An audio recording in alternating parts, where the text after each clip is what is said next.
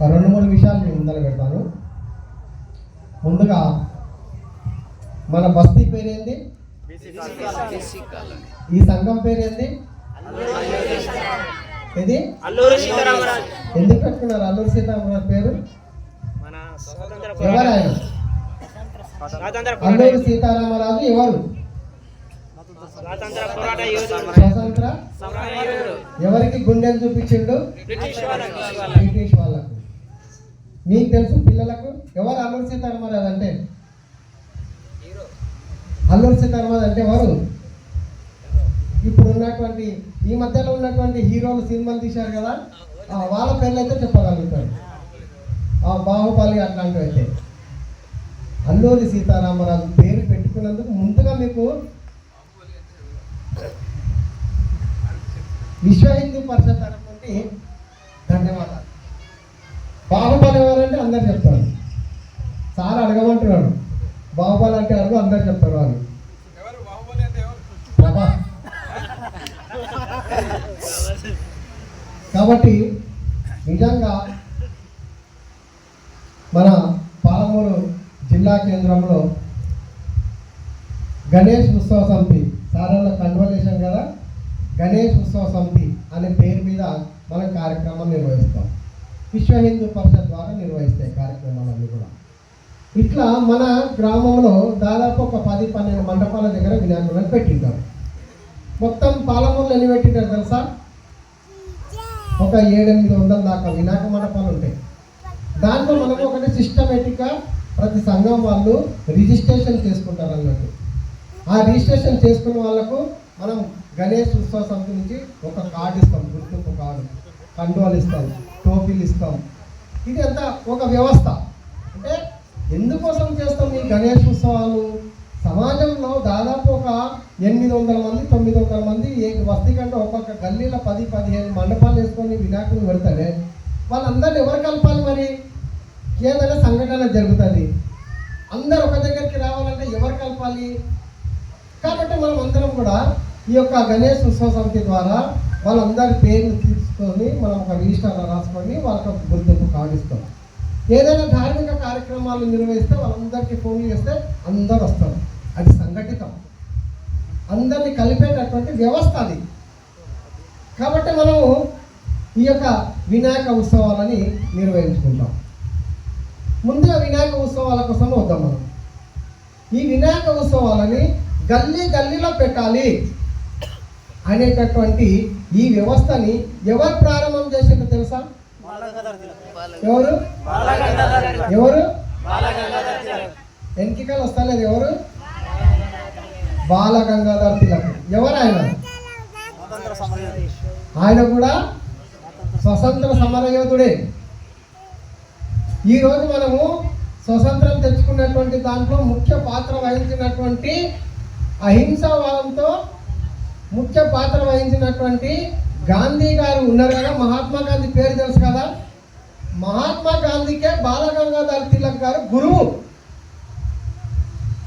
మహాత్మా గాంధీ గురువు ఎవరంటే లోకమాన్య బాలగంగాధర్ తిలక్.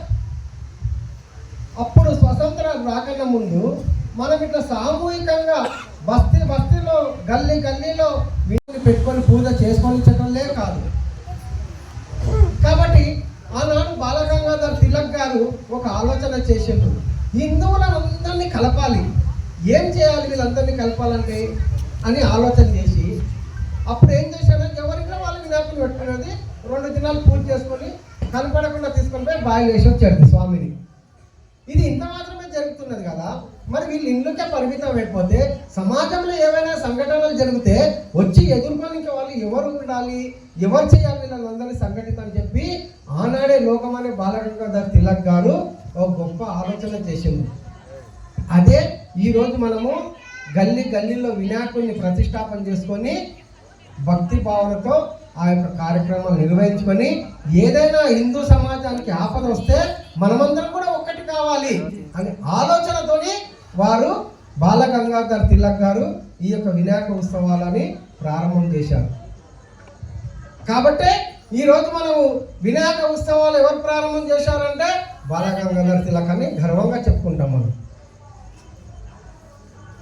కాబట్టి వాళ్ళు ప్రారంభం చేసినటువంటి ఈ వ్యవస్థ ఏదైతే ఉందో, ఈ సమాజాన్ని సంఘటితం చేయడానికి ఏదైతే ఉందో, ఈ సమాజాన్ని మొత్తాన్ని ఏకతాటికి తీసుకురానికి వ్యవస్థ ఏదైతే ఉందో, దానికోసం కృషి చేసినటువంటి మహానుభావులు ఎవరంటే లోకమాన్య బాలగంగాధర తిలక్. దీంట్లో ఎలాంటి సందేహం లేదు. అందుకే ఈరోజు పాలమూరు నడిబొడ్డున రేపు 16వ తారీఖు రోజున బాలగంగాధర తిలక్ విగ్రహాన్ని కూడా ఆవిష్కరణ చేస్తున్నాం. మీరందరూ కూడా రండి. మరి వినాయక ఉత్సవాలు జరుపుకుంటాం కదా, అప్పుడు భక్తితో చేసుకొని భక్తి భావనలతో భజనలతో అందరం ఏకమయ్యి అందరం సంఘటితంగా ఉండేటట్టు. ఈ రోజు ఎట్లా జరుగుతున్నాయి వినాయక ఉత్సవాలు? డీజే సౌండ్ లేని వినాయకుడు ముందరకు పోతున్నారా? మీరు కూడా డీజే ఏర్పాటు చేసుకొని ఉంటారు, దాని సందేహం ఏం లేదు లేదా? చాలా సంతోషం. నేను మొదటిసారి వింటున్నాను మీరు డీజే పెట్టుకోవాలంటే చాలా అభినందనలు చెప్తున్నాను. ఎందుకంటే ఈ డీజే సౌండ్ ద్వారా అనేకమైనటువంటి చాలా ఘోరమైనటువంటి సంఘటనలు కూడా జరుగుతుంది. నిన్ననో ఈరోజు పేపర్లో చదివాను. ఆ డీజే సౌండ్ ద్వారా పాత ఇల్లు ఈ మధ్య గోడ కూలి దాంట్లో ఉన్నటువంటి వాళ్ళు చనిపోయినరు, గాయాలు కూడా అయినారు, హార్ట్ అటాక్ వచ్చి చనిపోతున్నారు. కాబట్టి ఆ డీజే ద్వారా కూడా మన సంస్కృతి సాంప్రదాయాలు కూడా దూరం అవుతున్నాయి. ఏం దూరం అవుతున్నాయి? ఆ వినాయక రథాన్ని పోతుంటే మన దగ్గర ఉన్నటువంటి ఇలాంటి యువకులందరూ కూడా ఒక 15 మందో 20 మందో కలిసి అడుగుల భజన నేర్చుకొని ఆ స్వామి ముందు ప్రదర్శన చేసేటటువంటి కళ దూరం అయిపోయింది. అయితే అలాగే ఈరోజు భజన పరులు ఉన్నారు. ఆ స్వామివారి ముందు భజనలు, చెక్క భజనలు, కోలాటాలు, అమ్మవారు అయితే వెనకటికి మనము బొట్టెమ్మలు వేసేటోళ్ళం, వేస్తున్నామా? అవన్నీ కూడా స్వామివారి ముందు మన ధార్మికతను ప్రదర్శన చేసేవాళ్ళం. కానీ ఈరోజు ఈ డీజే సౌండ్ సిస్టమ్ ద్వారా అవన్నీ దూరం అయిపోయి పెద్దవాళ్ళు ఇలాంటి వాళ్ళందరూ కూడా ఆ సౌండ్తో ఆడేయగలరన్నా నేను వాళ్ళు దూరం పోతారు. ఇలాంటి యువకులందరూ కూడా ఆడ ఎగురుకుంటా పోయి వినాయక నిమజ్జనం చేస్తున్నారు. కానీ మీరు డీజే పెట్టుకోకుండా ఉన్నారు చూడు, దానికి విశ్వ హిందూ పరిషత్ తరపున మిమ్మల్ని అందరినీ అభినందిస్తున్నారు. ఇది కొనసాగాలి మనకు అట్లనే. కాబట్టి ఈ వినాయక ఉత్సవాలు భక్తికి నిదర్శనం, హిందూ సంఘటనకు నిదర్శనం వినాయక ఉత్సవాలు. ఈ వినాయకుని ఒకటి వస్తూనే ఉంటాయి. ఇప్పుడు మనకు గణపతి ఉత్సవాలు ప్రారంభమైన వెంటనే ఏదొస్తాయి ఉత్సవాలు? తర్వాత వచ్చేది ఏది? అమ్మవారి నవరాత్రి ఉత్సవాలు. సాక్షాత్తు వినాయకుని తల్లి పార్వతీదేవి మరో రూపమే దుర్గాదేవి. కొడుకుది ఉత్సవం అయిపోయినప్పుడే అమ్మది వస్తుంది. అమ్మవారి ఉత్సవం అయిపోయినప్పుడే ఇంకొక కొడుకుది వస్తుంది. ఏమొస్తుంది? కార్తీక మాసం వస్తుంది, అయ్యప్ప స్వామిది వస్తుంది. అయ్యప్ప స్వామిది అయిపోయినప్పుడే తండ్రిది వస్తుంది, శివునిది వస్తుంది, శివరాత్రి. ఇలా ఒకదానికొకటి ముడిపడి మన ధార్మికతకు సంబంధించినటువంటి కార్యక్రమాలు సమాజంలో నిర్వహించుకుంటున్నాం మనం. కాబట్టి ఈరోజు మనము ఈ వినాయక ఉత్సవాల పేరుతోని అల్లూరి సీతారామరాజు యువజన సంఘం వారి ద్వారా ఈ కార్యక్రమం నిర్వహించుకుంటున్నాము. దాంతోపాటు ఇంకొక విషయం నేను ముందర చెప్తాను. ఆత్మీయ సమ్మేళనము ఇది విశ్వ హిందూ పరిషత్కు సంబంధించింది. అక్కడ కోస్గి ప్రకటన ఉంది. మన గ్రామం ఏది? పూర్వనామం ఏది? పిల్లలకు తెలుసా? మీ పాత పేరు ఏది? మీ ఊరిది? కదనగల్లు. పూర్వము ఈ యొక్క గ్రామాన్ని కదనగల్లు అనేటటువంటి పేరుతో ప్రాచుర్యంలోకి ఉంది. రాను రాను అది మమదాబాద్గా ఏర్పడింది. అది ఎందుకు ఏర్పడింది దాని చరిత్ర వేరే. కాబట్టి కోస్గి ప్రకటన అంటే విశ్వ హిందూ పరిషత్ అంటే తెలుసా ఎవరికన్నా? విశ్వ హిందూ పరిషత్ పేరు నేను మొదటిసారి వింటున్నా అన్నవారు ఎంతమంది ఉన్నారు ఇక్కడ? పిల్లలందరికీ విశ్వ హిందూ పరిషత్ అంటే తెలియదు. విశ్వ హిందూ పరిషత్ అంటే సమాజాన్ని సంఘటితం చేయనికే ఆ రోజు లోకమాన్య బాలగంగాధర తిలక్ సూచించినటువంటి మార్గం ఏదైతే ఉందో దాన్ని ఆచరణలోకి తీసుకొస్తూ విశ్వ హిందూ పరిషత్ పెద్దలు కొన్ని కార్యక్రమాలు చేశారు. ఈ కోస్గి ప్రఖండ అంటే 3 మండలాలు వస్తాయి మనకు. కోస్గి కేంద్రం, కోస్గి, గండీడు, మమదాబాద్, ఈ 3 మండలాలు కలిపి ఒక విభాగం. అందుకని అక్కడ కోస్గి ప్రఖండ అని పెట్టడం జరిగింది. 3 మండలాలు కలిపి కోస్గి ప్రఖండ. మరి ఆత్మీయ సమ్మేళనం ఏంది? విశ్వ హిందూ పరిషత్ ఆత్మీయ సమ్మేళనము. చాలా మందికి తెలుసు విశ్వ హిందూ పరిషత్ అంటే. బజరంగ్ దళ్ అనే పేరు విన్నారు కదా? విశ్వ హిందూ పరిషత్ అనే సంస్థను 1964లో ఆ యొక్క విశ్వ హిందూ పరిషత్ సంస్థను స్థాపించడం జరిగింది. ఎందుకోసం స్థాపించారు? ఆనాడు హిందూ దేవాలయాలకు రక్షణ లేదు, హిందూ అమ్మాయిలకు రక్షణ లేదు. అప్పుడు జరుగుతున్నటువంటి పరిపాలనలో విపరీతమైనటువంటి ఘోరాలు జరిగినాయి. దేవాలయాలను అయితే లెక్కలేని దేవాలయాలు కూల్చబడ్డాయి. ఇక ఆడవాళ్ళని ఎంతమంది ఎత్తుకుపోయి మతం మార్చిండ్రో ఇప్పటికీ లెక్కలేదు, కొన్ని వేల మందిని. ఇలా జరుగుతున్నటువంటి అనేక సంఘటనలకు అప్పుడున్నటువంటి ఒక పెద్ద మనిషి, విదేశాల్లో ఉన్నటువంటి పెద్ద మనిషి మన భారతదేశానికి వచ్చి ఈ భారతదేశం మొత్తం పర్యటన చేస్తూ అక్కడక్కడ కూలిపోయినటువంటి దేవాలయాన్ని చూస్తూ, ఆయన కళ్ళ ముందర జరిగినటువంటి ఘోరాలను చూస్తూ దీన్నంతటిని అరికట్టడానికే ఏదో ఒక ప్రయత్నం చేయాలి అంటని చెప్పి వారు అనేక మంది మఠాధిపతుల దగ్గరికి వెళ్ళారు, స్వామీజీల దగ్గరికి వెళ్ళిండు. ఎవ్వరు కూడా ఇది మా వల్ల కాదని చేతులు ఎత్తేసిండు. కానీ ఒక్కరు మాత్రము, అయ్యా నీవు అనుకున్న పని నెరవేరాలంటే ఒక వ్యక్తి దగ్గరికి వెళ్ళండి మీరు అంటానని చెప్పిండ్రు. ఆ ఎవరు వ్యక్తి అని అంటే ఈరోజు ఆర్ఎస్ఎస్ అంటే తెలుసు కదా, ఇక్కడ శాఖ నడిచింది. కాబట్టి ఆర్ఎస్ఎస్లో ద్వితీయ అంటే రెండో సర్సంఘచాలక్ అంటే అధ్యక్షుడు, మన భాషలో రెండో అధ్యక్షుడు. ఆయన పేరు మాధవరావు సదాశివరావు గోల్వల్కర్. ఆయన మన భారతదేశంలో ఉన్నటువంటి ఈ రాష్ట్రీయ స్వయం సేవక్ సంఘకు దేశానికి అధ్యక్షుడు. ఆ అధ్యక్షుడు ప్రతిరోజు ఏదో గ్రామం తిరుగుతూ, ఏదో ఊరు తిరుగుతూ, ఆయన ఇంట్లో ఉండేది కాదు, పెళ్లి చేసుకోలేదు, సాధు సన్యాసే, ఏదో ఒకరు తిరుగుతూనే ఉండేది. ఈ విదేశాల నుంచి వచ్చినటువంటి వ్యక్తికి వాళ్ళకి పరిచయం చేయడానికే నువ్వు పలానా ఆర్ఎస్ఎస్ వాళ్ళకు సంబంధించినటువంటి ఒక పెద్ద మనిషి ఉంటాడు, ఆ పెద్ద మనిషి దగ్గరికి వెళ్ళండి మీరు, మీ పని అవుతుంది అని అంటే ఆయన ఏడ దొరుకుతాడు? కాళ్ళకు బల్పాలు కట్టుకొని తిరిగినట్టు ఎక్కడ ఉంటాడో తెలియదు. మొత్తం మీద ఒకసారి ఆర్ఎస్ఎస్ సంబంధించినటువంటి క్యాంపులు జరుగుతుంటాయి. ఆ క్యాంపులో ఉన్నాడు అంటే ఆ పెద్ద మనిషి అక్కడికి వెళ్ళిండు. అయ్యా నేను ఈ దేశం మొత్తం తిరిగిన, ఇలా దేవాలయాలు ఎక్కడంటే అక్కడ కూల్చబడ్డవి, హిందూ అమ్మాయిలను హిందూ ఆడవాళ్ళని ఎత్తుకపోతున్నారు, దీనికి మార్గం ఏంది, ఏం చేయాలి దీనికోసం అని చెప్పి ఆలోచన చేస్తే అప్పుడు ఒక గురూజీ గారు ఆలోచన చేసి నీకు వచ్చినటువంటి ఆలోచన చాలా గొప్పది అంటని చెప్పి వారు ఒక 3 సంవత్సరాలు దేశం మొత్తం పర్యటన చేయడం జరిగింది. భారతదేశంలో ఉన్నటువంటి స్వామీజీలందరినీ కలవడం జరిగింది. ఎన్ని మఠాలు ఉన్నావో ఆ మఠాల దగ్గరికి వెళ్ళి ఆ మఠాధిపతులను కలవడం జరిగింది.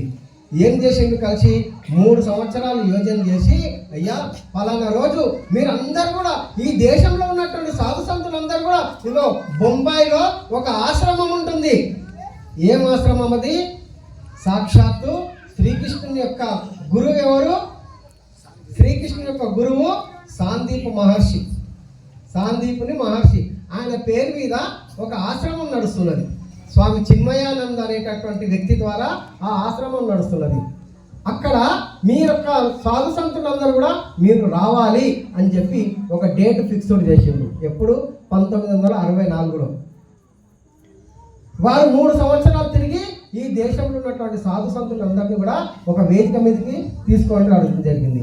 ఈరోజు ఈ వేదిక మీద మేము 4 ఎట్లా కూర్చున్నామో, ఆ రోజు బొంబాయిలోని సాందీపం మహర్షి ఆశ్రమంలో జరిగినటువంటి సాధు సంతుల సమ్మేళనంలో ఆ స్వామీజీలని ఏకతాటిపైకి తీసుకొని రావడం జరిగింది. అప్పటి స్వామీజీల వ్యవస్థ ఎట్లా ఉండేదంటే ఎవరికి వాళ్ళు యమునా తీరు అన్నట్టు వాళ్ళ శిష్యులను పెంచుకోవాలి, వాళ్ళ మఠాలను అభివృద్ధి చేసుకోవాలి, హిందూ సమాజం ఏమైపోతే నాకేంది అనేటటువంటి దీన వ్యవస్థలో అప్పుడు ఉండేది. అట్లాంటి పరిస్థితిలో స్వామీజీలను అందరినీ కూడా ఒక వేదిక మీదకి తీసుకురావడం జరిగింది గురూజీ గారు. 3 రోజులు సమావేశాలు జరిగాయి, నిరంతరం చర్చలు జరిగాయి. ఈ హిందువులందరినీ ఏకతాటి మీకు తీసుకురానికే, హిందూ సమాజాన్ని సంఘటితం చేయడానికే ఒక వ్యవస్థను ఏర్పాటు చేయాలి మనం అందరము అని చెప్పి అనేక రకాలుగా స్వామీజీలు ఆలోచన చేసి అందరు కూడా హిందూ సంఘటిత వేదిక, హిందూ ఐక్య వేదిక, హిందూ సమాజ అభివృద్ధి వేదిక అనేటటువంటి అనేక రకమైనటువంటి పేర్లు స్వామీజీలు సూచించినారు. అందరి సలహాలు సూచనల ప్రకారము 3 రోజులు నిరంతరము సమావేశాలు జరిగి ఆ స్వామీజీలు తర్వాత ఈ సమాజంలో ఉన్నటువంటి పెద్ద మనుషులందరినీ పిలిపించి ఒక పేరు నిర్ణయం చేశారు. ఈ విశ్వంలో ఉన్నటువంటి విశ్వం అంటే ప్రపంచం. ఈ ప్రపంచంలో ఉన్నటువంటి హిందువులకు అందరికీ కూడా, హిందూ దేవాలయాలన్నిటికీ కూడా ఏదైనా ఆపట వాటిల్లితే మేమంతా స్వామీజీలము ముక్త కంఠంతో హిందూ సమాజానికి మేము అండగా నిలబడతాము అనేటటువంటి నినాదాన్ని ఆ స్వామీజీల చేత చెప్పించి ఈ హిందువుల రక్షణ కోసం అని చెప్పి, హిందూ దేవాలయాల రక్షణ కోసం అని చెప్పి విశ్వ హిందూ పరిషత్ విశ్వంలో ఉన్నటువంటి హిందువులకు అందరికీ రక్షణ ఉండాలనేటువంటి ఒక ఆలోచనతోనే ఈ విశ్వ హిందూ పరిషత్ అనే సంస్థ పేరుని బాబు పుట్టిన తర్వాత 21 దినాల తర్వాత తొట్లలో వేసి మనం పేరు ఎట్లా పెడతామో ఈ హిందూ సమాజానికి విశ్వ హిందూ పరిషత్ అనే పేరుని సమాజానికి చాటింప చేయడం జరిగింది. ఎప్పుడు జరిగింది? 1964లో జరిగింది. మరి ఎప్పుడు? ఈ రోజు నేను చెప్తా. నీ ఎప్పుడు పుట్టినావు అంటే నా డేట్ ఆఫ్ బర్త్ చెప్తాను. నీ మ్యారేజ్ ఎప్పుడంటే నేను డేట్ చెప్తా. నీ మ్యారేజ్ డేట్ ఎప్పుడంటే చెప్పగలుగుతా. నీ పుట్టిన తేదీ ఎప్పుడంటే చెప్పగలరు. మరి విశ్వ హిందూ పరిషత్ 64 అయితే పుట్టింది, కానీ ఏ నెలలో స్థాపించిండు, ఏ డేట్లో, దానికి ఎలాంటిది లేదు. ఎప్పుడు సమాజానికి ప్రకటన చేశారు? సాక్షాత్తు ధర్మయుద్ధంలో శ్రీకృష్ణుడు ధర్మానికి కట్టుబడి ధర్మయుద్ధాన్ని గెలిపించిండు కదా. మరి శ్రీకృష్ణుడు పుట్టినటువంటి రోజు దేన్ని వేడుకగా చేసుకుంటే మనము కృష్ణాష్టమి. శ్రీకృష్ణుడు పుట్టినటువంటి రోజుని పురస్కరించుకొని శ్రీకృష్ణుడు ధర్మం వైపు నిలబడి విజయం సాధించింది కాబట్టి ఆయన పుట్టినరోజు రోజే ఈ యొక్క విశ్వ హిందూ పరిషత్ అనే సంస్థను సమాజానికి తెలియజేసింది అన్నట్టు. కాబట్టి ప్రతి సంవత్సరం కూడా మనము శ్రీకృష్ణ జన్మాష్టమి రోజునే ఈ యొక్క విశ్వ హిందూ పరిషత్ ఆవిర్భావ దినోత్సవాన్ని చేసుకుంటాం. ఈరోజు అనేక రాజకీయ పార్టీలు ఉన్నాయి, అనేక రాజకీయ ధార్మిక సంస్థలు ఉన్నాయి. వాళ్ళొక నెలలో ఒక డేట్న వాళ్ళ సంస్థను ప్రకటన చేసి ఆ రోజు కార్యక్రమాలు చేసుకుంటాయి. కానీ దీనికి నిరంతరంగా ఒక ఖచ్చితమైనటువంటి డేట్ అనేది లేదు. ప్రతి సంవత్సరం కృష్ణ జన్మాష్టమి రోజు ఎప్పుడు వస్తుందో అదే రోజు విశ్వ హిందూ పరిషత్ స్థాపన దినోత్సవము, ఆవిర్భావ దినోత్సవము. ఈ సందర్భంగా మనం కృష్ణ జన్మాష్టమి వేడుకలు జరుపుకుంటాం. ఇది విశ్వ హిందూ పరిషత్ యొక్క స్థాపన అంటే సమాజానికి ప్రకటన చేసింది. 1964లో ఈ యొక్క కృష్ణ జన్మాష్టమి రోజున విశ్వ హిందూ పరిషత్ అనే సంస్థను ఈ సమాజానికి చెప్పారు. కాబట్టి రేపటి నాటికి మీరందరూ కూడా విశ్వ హిందూ పరిషత్ని ఎప్పుడు స్థాపించారంటే కృష్ణ జన్మాష్టమి రోజు. ఈజీగా అంతే. ఆనాటి నుంచి ఈనాటి వరకు ఎన్ని సంవత్సరాలు అవుతుంది? 64 నుంచి 24 వరకు ఎన్ని సంవత్సరాలు అయింది? ఎన్ని సంవత్సరాలు? 60 సంవత్సరాలు అవుతుంది. మరి ఈరోజు మన మ్యారేజ్ డే కానీ మన బర్త్డేలు కానీ ఎంత గ్రాండ్గా చేసుకుంటాం. 20 సంవత్సరాలు నా పుట్టినరోజు జరుపుకుంటున్నట్టు కేక్ కట్ చేసి ముఖానికంతా రుద్దుకుంటాం, మనం ఫోటోలు దిగుతాం, సెల్ఫీలో పెడతాం, చేస్తున్నామా? మరి ధార్మిక సంస్థ విశ్వ హిందూ పరిషత్ మనకు సమాజానికి అనేక కార్యక్రమాలు చేసింది. ఆ కార్యక్రమాలు అనేది మీకు తర్వాత చెప్తా. కాబట్టి విశ్వ హిందూ పరిషత్ 60 సంవత్సరాలు పూర్తవుతుంది స్థాపన చేసి. కాబట్టి ఈరోజు సమాజంలో విశ్వ హిందూ పరిషత్ యొక్క ఆత్మీయ సమ్మేళనము 60 సంవత్సరాలు విజయవంతంగా ధార్మిక కార్యక్రమాలను విజయవంతం చేస్తున్న సంస్థ ఏది అంటే ప్రపంచంలో కేవలం విశ్వ హిందూ పరిషత్. మరి ఆ రోజు విశ్వ హిందూ పరిషత్ స్థాపించిన తర్వాత పెద్దలందరూ కూర్చొని స్వామీజీ చిన్మయానంద గారు, గురూజీ గారు, అనేక మంది పెద్దలు కూర్చొని మరి సంస్థనైతే స్థాపించినాము, మనం ఒక అసోసియేషన్ ఏర్పాటు చేసుకున్నాము, మరి ఏం చేయాలి అసోసియేషన్ ద్వారా అని ఆలోచన చేసి ఒక 3 కార్యక్రమాలు తీసుకోమన్నారు మనకు. ఏమిటి ఆ కార్యక్రమాలు? సాక్షాత్తు రాముడు పుట్టినటువంటి జన్మస్థలం ఏదైతే ఉందో రామ జన్మభూమికి సంబంధించినటువంటి ఒక కార్యక్రమం, సాక్షాత్తు శ్రీకృష్ణుడు పుట్టినటువంటి జన్మస్థలం ఏదైతే ఉందో మధుర, దానికి సంబంధించింది. సాక్షాత్తు శివుడు ఎక్కడ వెలిచిండో కాశీలో వెలిచిండు కాబట్టి ఆ శివునికి సంబంధించినటువంటి 3 కార్యక్రమాలు తీసుకొని ఈ సమాజంలో ధార్మికతను చాటింపజేయండి అని చెప్పి ఆ రోజు తీసుకున్నటువంటి కార్యక్రమాలు 3లో ఒకటి మాత్రము దాదాపు 500 సంవత్సరాలు పోరాటం చేస్తే 4.5 లక్షల మంది యువకులు బలిదానం అయితే ఒక్కదాన్ని సాధించుకున్నాం. ఏంది గత జనవరి 22 తారీఖున సాక్షాత్ అయోధ్యలో బాలరాముడు కొలువు తీరుతున్నటువంటి సందర్భంలో మన గ్రామంలో కూడా ఇంటింటికి రాముల వారి అక్షంతలు పంచినమా. దానికోసం ఎంతమంది కరసేవకులు బలిదానం అయ్యిండ్రు? ఒకరు ఇద్దరు కాదు, 4.5 లక్షల మంది యువకులు మీలాంటి వాళ్ళు బలిదానం అయ్యిండ్రు. దాంట్లో బజరంగ దళం చెప్పుకుంటున్నాం కదా, ఇద్దరు అన్నదమ్ములని, సొంత అన్నదమ్ములని, ఒకే తల్లి కడుపున పుట్టినటువంటి ఇద్దరు అన్నదమ్ములని ఆ గుమ్మటాల మీదకి ఎక్కి వాటిని కూల్చినందుకు పోలీసు వారు నిర్దాక్షిణ్యంగా వాళ్ళ ఇంట్లోకి బయటికి తీసుకొచ్చి నడి రోడ్డు మీద ఇద్దరు అన్నదమ్ములని కాల్పులు చేసిండ్రు. ఒక్క తల్లికి ఇద్దరే పుట్టిండ్రు, ఇద్దరు కూడా పోలీస్ కాల్పుల్లో మరణించిండ్రు. వాళ్ళనే కొటారి బ్రదర్స్ అంటని చెప్పి ఈ రోజు కూడా ఈ అక్టోబర్ 30 తారీఖున వాళ్ళు చిందించినటువంటి రక్తం వృధా పోవద్దని చెప్పి హృదాత్మత దివాస్ అనే పేరుతోని ఈ రోజు బజరంగ దళ కార్యకర్తలు మండలంలో రక్తదాన శిబిరాలు ఏర్పాటు చేసుకుంటున్నారు. అంతమంది బలిదానం అయితే కానీ ఈరోజు రాముల వారి ప్రతిష్టాపన చేసుకున్నాము, రాముల వారి అక్షంతల పంపిణీ చేసుకున్నాము. బాలరాముడు కొలువు తీరాడు. అనేక మంది ఇక్కడి నుంచి కూడా వెళ్ళి బాలరాముని దర్శనం చేసుకొని వచ్చారు. అలాగే శ్రీకృష్ణునికి సంబంధించినటువంటి శ్రీకృష్ణుడు జన్మించిన మధురలో కూడా 1000 ఎకరాలు, ఆ మధురలో ఉన్నటువంటి 1000 ఎకరాల భూమి అన్యాక్రాంతం అయిపోయింది అన్నట్టు. ఇతర మతస్థులు ఆక్రమించుకున్నారు. దాని మీద కూడా మనం పోరాటం చేస్తున్నాం. కాశీలో ఇప్పుడు అనేక రకాలుగా అభివృద్ధి పంతాలను మనం నడుస్తున్నాం. కాబట్టి ఈ రకంగా ధార్మిక కార్యక్రమాలు విశ్వ హిందూ పరిషత్ ఆధ్వర్యంలో చేస్తున్నాం. అలాగే విశ్వ హిందూ పరిషత్ అనేక కార్యక్రమాలు చేసింది. గతంలో ఒక ప్రభుత్వము సాక్షాత్తు మన తిరుపతి వెంకన్నకు సంబంధించినటువంటి విషయంలో తిరుపతి ఎన్ని కొండాలంటే ఎవరు చెప్తారు?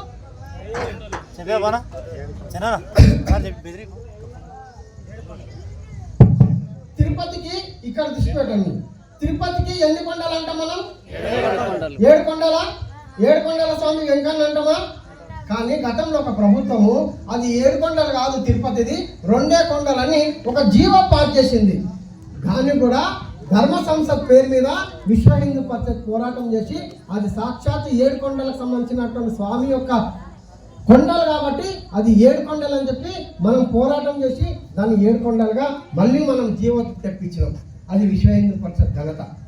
అలాగే ఈరోజు రామేశ్వరంలో ఒక వంతెన ఉంది, సముద్రం లోపల ఉంటుంది వంతెన. అది రామసేతు అని పేరు ఎందుకు వచ్చింది? సాక్షాత్తు ఆనాడు జరిగినటువంటి అయోధ్య రాముని వనవాసంలో సీతమ్మని రావణుడు ఎత్తుకొని పోతే ఆ సీతమ్మని తీసుకొని ఇంకే మన భారతదేశానికి శ్రీలంకకు మధ్యలో సముద్రం ఉంటే ఆ సముద్రం పైన వానర సైన్యంతో, ఆ బజరంగ దళ వానర సైన్యంతో ఒక వంతెన నిర్మించిండు. దాన్నే రాముడు నిర్మించిండు కాబట్టి సేతు అంటే వంతెన. కాబట్టి రాముడు నిర్మించిన వంతెన కాబట్టి దాన్ని రామసేతు అనేటటువంటిది పేరుంది.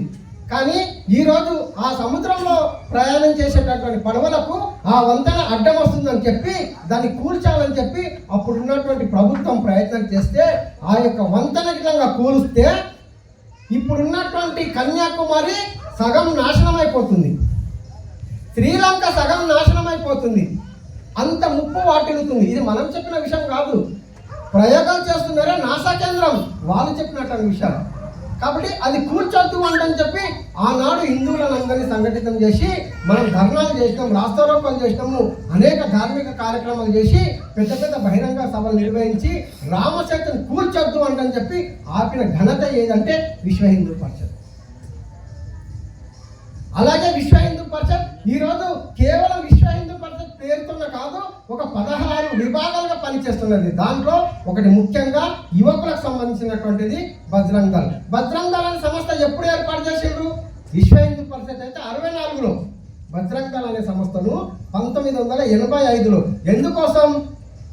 ఈ హిందువులలో చైతన్యం తీసుకురానికే, హిందువులను సంఘటితం చేయనికే గంగామాత, భారతమాత అనేటటువంటి 2 దేవతలను పెట్టుకొని మొత్తం దేశవ్యాప్తంగా రథాలు ప్రారంభించడం జరిగింది. ఏకాత్మత రథయాత్రలు. ఆ యొక్క రథయాత్రలకు ఆ యొక్క రథయాత్రలకు రక్షణ ఇయ్యలేదు పోలీస్ వ్యవస్థ. కాబట్టి అప్పుడు ఉన్నటువంటి పెద్దలు యువకులందరూ కదలి రండి, ఈ యొక్క రథాలకు రక్షణ ఉండాలి అంటే ఇలాంటి యువకులు అనేక మంది దేశవ్యాప్తంగా వచ్చి ఈ యొక్క రథాలకు మేము రక్షణ ఉంటామని చెప్పి ఆ వానర సైన్యం ముందుకు వస్తే వాళ్ళని ఆ రోజు బజరంగ్ దళ్ అనే పేరుతోని ఒక వ్యవస్థను ఏర్పాటు చేసుకున్నాము.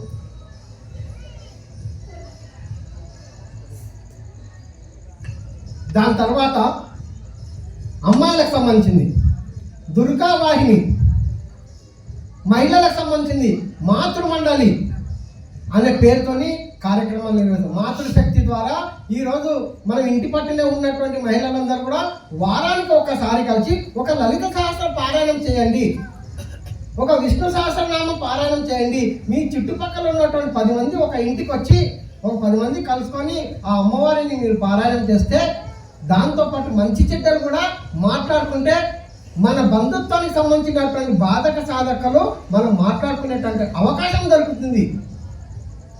అలాగే దుర్గావాహిని పేరుతోని, హిందూ యువతుల పేరుతోని, దుర్గావాహిని పేరుతోని అనేక కార్యక్రమాలు నిర్వహిస్తున్నాం మనం.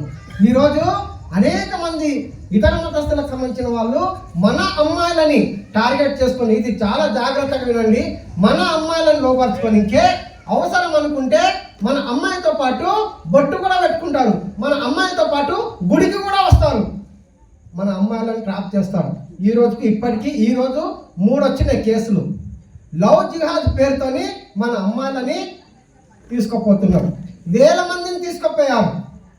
వాళ్ళ అవసరాలు తీరినంత వరకే మా అమ్మాయి వాళ్ళ దగ్గర సుఖంగా ఉంటారు. వాళ్ళ అవసరాలు తీరిన తర్వాత అమ్మాయి ఎన్ని ముక్కలు అవుతుందో మనకే తెలియదు, ఏ గుంతలు కనపడుతుందో మనకే తెలియదు, యా బస్తీ గుంతలు కనపడుతుందో మనకే తెలియదు, యా విదేశాలకు అమ్ముతారో మనకే తెలియదు. మన కార్యకర్త చెల్లెలు కోడలు ఈ మధ్యకాలం వారం దినాల కింద మరికల్లో మన కార్యకర్త వాళ్ళ అక్క కూతురు హైదరాబాద్లో బతకడానికి పోతే లవ్ జిహాద్ పేరుతోని ఒక ముస్లిం డ్రైవర్ పెళ్లి చేసుకున్నారు. ఇవి జరుగుతున్నటువంటి వాస్తవాలు. అట్లా లవ్ జిహాద్కు గురి కాకుండా దాదాపు 1200 మంది అమ్మాయిలను మన తెలంగాణలో కాపాడినటువంటి ఘనత ఎవరిదంటే బజరంగ్ దళ్ కార్యకర్తలు. వాళ్ళందరినీ గుర్తించిండ్రు, వాళ్ళందరి గురించి వాళ్ళకందరికి కౌన్సిలింగ్ ఇచ్చిండ్రు. వాళ్ళ ట్రాప్ నుంచి మనం రక్షించినటువంటి ఘనత ఏదంటే బజరంగ్ దళ్. ఎక్కడ గోవులు కట్టు కాకుండా ఆపుతున్నారు ఎవరంటే బజరంగ్ దళ్ కార్యకర్తలు. దాంతోపాటు ఇంతకుముందు చెప్పారే సత్సంగం పేరుకొని భజనలు చేస్తారు మీరు. ఆ భజనలతో పాటు కొన్ని మంచి విషయాలు వారానికి ఒకసారి, ఇందాక చెప్పారే బాల సంస్కార కేంద్రాలు, హనుమాన్ చాలీసాలు. మీరు యువకులు దాదాపు 20-25 సంవత్సరాలు ఉన్నటువంటి యువకులు మీరు వారానికి ఒక్కరోజు మీకున్న మీ సమయం గంట సేపు మీరు ఏ రోజు నిర్వహించుకుంటారో ఆ రోజు, శనివారమా మంగళవారమా బుధవారమా గురువారం ఏదైనా సరే మీరు అందరూ కూడా పనులకు పోయేటోళ్ళు, పనులు డిస్టర్బ్ చేసుకోకండి. కానీ ఒక బుధవారం కానీ మంగళవారం కానీ ఒక్క దేవాలయం ఎంపిక చేసుకొని మీరు 5 మంది కలిసినా సరే 10 మంది కలిసినా సరే ఒక్కసారి హనుమాన్ చాలీసా చదివేటటువంటిది సిస్టమ్ ప్రారంభం చేయండి. మీకు పనికి పోతే కూడా విజయమే కలుగుతుంది. ఇది సాక్షాత్తు మనం నిర్వహించినాం. పాలమూరులో ఒక దేవాలయంలో ఒక 75 వారాల కింద కేవలం ఒక 3-4 హనుమాన్ చాలీసా పారాయణం చేయాలని చెప్పి ప్రారంభం చేస్తే ఈరోజు 75 వారాలు విజయవంతం అయింది. మగవాళ్ళ కంటే ఆడవాళ్ళు ఎక్కువ వస్తున్నారు. 4తో ప్రారంభమైంది, ఈరోజు 100 మంది దాకా వస్తున్నారు. ప్రతి మంగళవారం 7 గంటలకు ఎవరు వచ్చినా సరే రాకుండా సరే కరెక్ట్ 7 గంటలకు గుడికి వచ్చేస్తారు. అది మనము అలవాటు చేసుకోవాలి. హనుమాన్ చాలీసా పేరుతోని మనం అందరం కూడా కలిసేటటువంటి ప్రయత్నం చేయాలి. ఇది బజరంగ్ దళ్ ఆధ్వర్యం. అలాగే ధర్మ ప్రసారం, ఎక్కడైతే అన్య మతస్థులు మన ఇండ్లలో లేనప్పుడు మన అమ్మ వాళ్ళ దగ్గరకు వచ్చి మా మతం గొప్పది, మా మతంలో చేయాలండి, మీకు ఎలాంటి రోగాలను తొలగిస్తాం అనేటటువంటి ప్రలోభాలకు గురి చేసి మీరు లేనప్పుడు మీ అమ్మ వాళ్ళని మీరు ఒక చర్చికి రండి దానికి రండి అంటే చెప్పి మతం మారుతున్నటువంటి సంఘటనలు అనేకం ఉన్నాయి. అలా మతం మారినటువంటి వేల కుటుంబాలని ఈ ధర్మ ప్రసారం అనేటువంటి విభాగంలో మళ్ళీ మనం పునరాగమనం చేసుకుంటున్నాం. భద్రాచలం ఖమ్మం అక్కడ ఒక అవుతుందంటే కొన్ని వేల కుటుంబం వారానికి ఒకసారి కార్యక్రమం, దాంట్లో మనం ఘర్ వాపస్ అనేటటువంటి పేరుతోని మనం మతం మారి ఎదిరిపోయినటువంటి హిందువులని మళ్ళీ మనం తీసుకొస్తున్నాం. ఇది ధర్మ ప్రసారం ఆధ్వర్యంలో జరుగుతున్నది. అలాగే సేవా విభాగంలో ఎక్కడైతే మహిళలు నిరక్షరాస్యులు ఉన్నారో మీరు ఒక కేంద్రాన్ని మీరు ఇక్కడ గ్రామంలో కూడా నేను చెప్తున్నాను ఈరోజు మీరు ఎవరైనా కుట్టు శిక్షణ వచ్చిన వాళ్ళు ఉంటే మీ గ్రామంలో విశ్వ హిందూ పరిషత్ మాతృమండల ఆధ్వర్యంలో కుట్టు శిక్షణ మీరు ఏర్పాటు చేసుకుంటామంటే జిల్లా తల నుంచి మీకు 2 మిషన్లు ఇప్పించే బాధ్యత మాది. మీరందరూ కూడా ఒక దగ్గరికి వచ్చేస్తే మీకు ఎవరైనా నేర్పించే వాళ్ళు ఉంటే చెప్పండి, మీకు 2 మిషన్లు ఇక్కడికి వస్తాయి. దాని ద్వారా మనం మహిళలందరం కూడా ఒక దగ్గర కలుసుకునేటటువంటి ప్రయత్నం జరుగుతుంది. విశ్వ హిందూ పరిషత్ ద్వారా సేవ చేస్తున్నట్టు మీకు అందరికీ మళ్ళీ సర్టిఫికేట్ కూడా ఇస్తారు. సేవ చేస్తున్నటువంటి విభాగం మనకు ఉన్నది, సేవా విభాగం ద్వారా. ఇలా విశ్వ హిందూ పరిషత్ అనేక కార్యక్రమం, గోరక్షణ విభాగం, గోరక్ష ద్వారా ఎక్కడైతే గోవులు అక్రమంగా తరలిస్తున్నారో వాళ్ళన్నింటినీ మళ్ళీ రక్షించ. మొన్న బక్రీద్ పండుగ రోజు దాదాపు 1000 గోవులని మనం రక్షించిన వాళ్ళమైన. గోమాత సర్వదేవతలని లేవు. ఒక గోమాతను పూజిస్తే మీరు అన్ని దేవీ దేవతలను పూజించిన వాళ్ళే. కాబట్టి ఆ గోమాత రక్తం ఎప్పుడైతే భూమి మీద పడదో అప్పుడే హిందూ ధర్మం సురక్షితంగా ఉంటుందని అనేక మంది స్వామీజీలు చాటింపు వేశారన్నట్టు. అది జరగాలి. అందుకోసమని విశ్వ హిందూ పరిషత్ 1964లో స్థాపించిన తర్వాత ఆనాటి నుంచి అనేక ధార్మిక కార్యక్రమాలు నిర్వహించుకుంటూ వస్తూనే ఉన్నది మనకు. అలాగే హిందూ సమ్మేళనం పేరుతోని తిరుపతిలో ఒక కార్యక్రమం నిర్వహిస్తే దాదాపు 1,35,000 మంది కార్యకర్తలు పాల్గొన్నారు. పరిషత్ స్థాపించిన వెంబడే ఈరోజు మనకు జనవరిలో మళ్ళీ వస్తున్నాయి త్రివేణి సంగమం, గంగా యమున సరస్వతి. ఈ 3 నదుల కలయిక ఎక్కడంటే అలహాబాద్లో ఉన్నటువంటి త్రివేణి సంగమం. 3 నదులు కలిసేటటువంటి చోటునే మనం త్రివేణి సంగమం అంటాము. దాన్ని కుంభమేళ పేరుతోని మనం కార్యక్రమాలు నిర్వహించుకున్నాం. మహాకుంభమేళ ఈ సంవత్సరము, వచ్చే సంవత్సరము జనవరి మాసంలో మహాకుంభమేళ వస్తున్నది.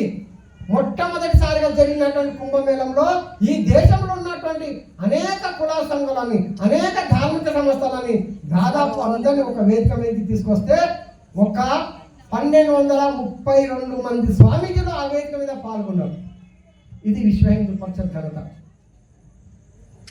ఇలా ధార్మిక సంస్థతో పాటు అనేక కార్యక్రమాలు. అందుకే బస్తీలో విశ్వ హిందూ పరిషత్ అనేటటువంటి పేరు మీద మనం కలవాలి. ఇందాక సార్ చెప్పారు, వాళ్ళు ఎవరో వారానికి ఒక్కరోజు కంపల్సరీ నిర్ణీత సమయానికి నిర్ణీతంగా ఒకరి దగ్గరికి వెళ్తారు. అది మనం ఒకరి గురించి మనం చెప్పుకోవడం కాదు. ప్రతి మంగళవారము ఈ అల్లూరి సీతారామరాజు యువజన సంఘం ఆధ్వర్యంలో ఈ బస్తీలో ఉన్నటువంటి ఒక దేవాలయంలో పిల్లలందరూ హనుమాన్ చాలీస పారాయణం చేస్తారు. ఇది మనకు కావాల్సింది. ప్రతి శుక్రవారం రోజు ఈ బస్తీలో ఉన్నటువంటి మహిళలందరూ కూడా ఒక మహిళా ఇంట్లో లలిత శాస్త్ర పారాయణం చేస్తారు. ఇది మనకు కావాల్సింది. దాని ద్వారా మనం అందరం కలుసుకొని సాధక బాధలు మనము తెలుసుకునే వాళ్ళం అవుతాము. అందుకోసమనే ఈరోజు విశ్వ హిందూ పరిషత్ 60 సంవత్సరాలు పూర్తవుతున్న సందర్భంగా గల్లీలో ప్రతి మండలంలో ఒక విశ్వ హిందూ పరిషత్ అనే సంస్థను ఏర్పాటు చేసుకోవాలి. దానికోసం కమిటీలు వేసుకోవాలి. మనము విశ్వ హిందూ పరిషత్ కమిటీలు వేసుకోవాలి. దాని ద్వారా మనము ఈ ధార్మిక కార్యక్రమాలని మీరు ఒక ఇట్లాగే ఈరోజు మనం కూర్చొని మాట్లాడుతున్నాం. ఇలాంటిది ఒక ధార్మిక సమావేశం మీరు అనుకుంటే ఒక స్వామీజీని పిలిపించుకొని వచ్చి మనము ఆ స్వామీజీ ద్వారా ధర్మ సందేశం క్రియవచ్చు. కాబట్టి ఈరోజు విశ్వ హిందూ పరిషత్ చేస్తున్నటువంటి ధార్మిక సంస్థల్లో మీకు భాగం కల్పిస్తున్నాం. ఈ గ్రామానికి, ఈ మండలానికి ఒక విశ్వ హిందూ పరిషత్ కమిటీని ప్రకటన చేసుకున్నాం. దానికోసం అని చెప్పి ఈరోజు విశ్వ హిందూ పరిషత్ మిమ్మల్ని అందరినీ ఆశిస్తున్నది అంటే మీరు స్వచ్ఛందంగా ముందుకు రండి. ఆ సంస్థ మనం అందరం ఏకమే ఒక కమిటీని ఏర్పాటు చేసుకొని మనం అందరం ఎలాంటి కార్యక్రమాలు చేయాలనేటువంటిది తర్వాత ఆలోచన చేద్దాం. మీరందరూ ఈ మండలంలో ఒక విశ్వ హిందూ పరిషత్ ఉన్నది. మొన్న మనం అయోధ్య రాముని యొక్క అక్షంతలు విశ్వ హిందూ పరిషత్ ఆధ్వర్యంలో గ్రామంలో పంచడం విజయవంతంగా కార్యక్రమాలు పూర్తి చేసుకున్నాము. ఈరోజు గణపతి నవరాత్రులు విశ్వ హిందూ పరిషత్ ఆధ్వర్యంలో పాలమూరులో జరుగుతున్నాయి. కాబట్టి మీరందరూ ఒక విశ్వ హిందూ పరిషత్ బాధ్యత తీసుకోనికి నేనంటూ విశ్వ హిందూ పరిషత్ పనిచేస్తా. నేను బజరంగ దళ కార్యకర్తగా ఈ సంస్థకు సేవలు అందిస్తా. నేను ఒక దుర్గావాహిని కార్యకర్తగా ఈ సంస్థకు సేవలు అందిస్తా. నేను ఒక మాతృమండలి సేవకులుగా పనిచేస్తా. ఒక ధర్మానికి కట్టుబడి ధర్మ ప్రసారంగా నేను పనిచేస్తా. నా గోవును నేను రక్షించుకోవడానికి నేను ఈ సంస్థలో పనిచేస్తా అని చెప్పి మీరందరూ ముందుకు రావాలని చెప్పి విశ్వ హిందూ పరిషత్ కోరుతుంది. ఇది సమావేశం కేవలం సమావేశం. మళ్ళీ నేను వస్తాను. ఇక్కడ ఉన్నటువంటి పెద్దవాళ్ళకి నేను రిక్వెస్ట్ చేస్తున్నా, మీరు 10 మందో 15 మందో ఒక దగ్గర కూర్చుందాం, ఆ రోజు కమిటీ వేసుకుందాం. దీనికంతా సిద్ధమేనా? దీనికంతా సిద్ధమేనా? విశ్వ హిందూ పరిషత్ కమిటీ వేసుకుందామా? మీరు ఎప్పుడు రమ్మంటారు చెప్పండి, అప్పుడు ఈ సమావేశం